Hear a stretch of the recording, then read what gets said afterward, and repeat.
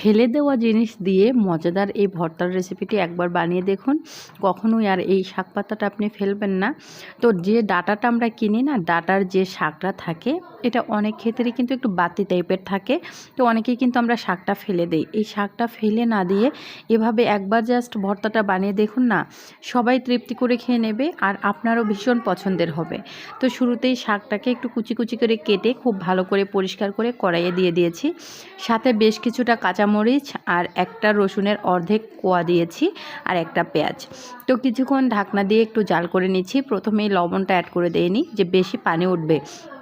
আর শাকটা না বেশিক্ষণ জাল করে নিলে কালারটা চেঞ্জ হয়, এজন্য আমি প্রথমেই কিন্তু পানিটা একদম চিপে দিয়েছি আর লবণটাও অ্যাড করিনি। তারপর দেখতে পাচ্ছেন একটু পরেই কিন্তু পানিটা শুকিয়ে এসছে, ঠিক সে পর্যায়ে আমি লবণটা অ্যাড করে দিলাম। তো লবণটা অ্যাড করে দেওয়ার পর খুব ভালো করে নেড়েচেড়ে আর 1-2 মিনিটের মতো এটাকে আমি জাল করে নিব। এই ভর্তাটা বানাতে না হাইস্ট 10 মিনিটেও সময় লাগে না, একদম কম সময় লাগে। প্রথম অবস্থায় পানিটা কিন্তু একটু ঝরিয়ে তারপর শাকটা চুলায় দিবেন। সো এই যে হয়ে গেছে, এখন আমি চুলা থেকে এটাকে নামিয়ে ফেলবো। তো চুলা থেকে নামিয়ে ফেলে আমি তাওয়াতে একটু রসুন আর পেঁয়াজ ভেজে নিব। তো একটা বড় সাইজের রসুনের অর্ধেক আমি শুরুতে দিয়েছিলাম আর অর্ধেক এখন দিয়ে দিলাম। সামান্য পরিমাণে একটু সরিষার তেল দিয়ে দিচ্ছি। এবার একটা পেঁয়াজ কুচি দিয়ে দিব।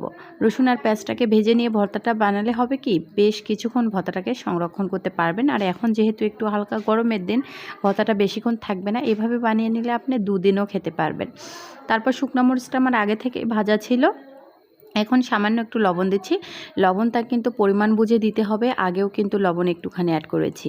তো এবার খুব ভালো করে মরিচটাকে প্রথমেই আমি থেতো করে নিচ্ছি, একদম মিহি করে বেটে নিব মরিচটাকে। তো তারপর আমি ওই যে পেঁয়াজ আর রসুনটা এখানে অ্যাড করে দিব, ভেজে রাখা পেঁয়াজ রসুন।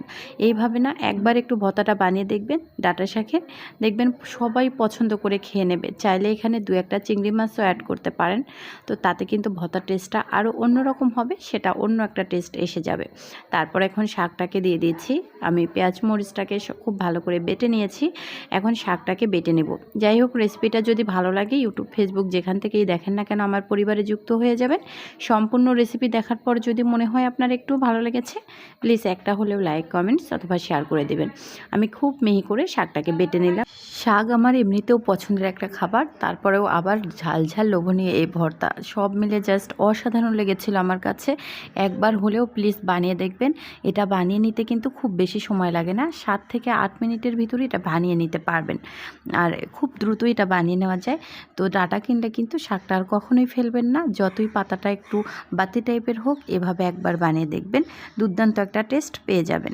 যাই হোক, যে কোনো ভর্তা বানিয়ে নিলে পাটাটা এভাবে মুছে খেতে আমার কাছে অনেক ভালো লাগে। এই ভাতটা কেন যেন আমার কাছে অনেক টেস্ট লাগে, এজন্য গরম ভাতের সাথেই আমি খেয়ে নিচ্ছি। সব মিলে জাস্ট অসাধারণ।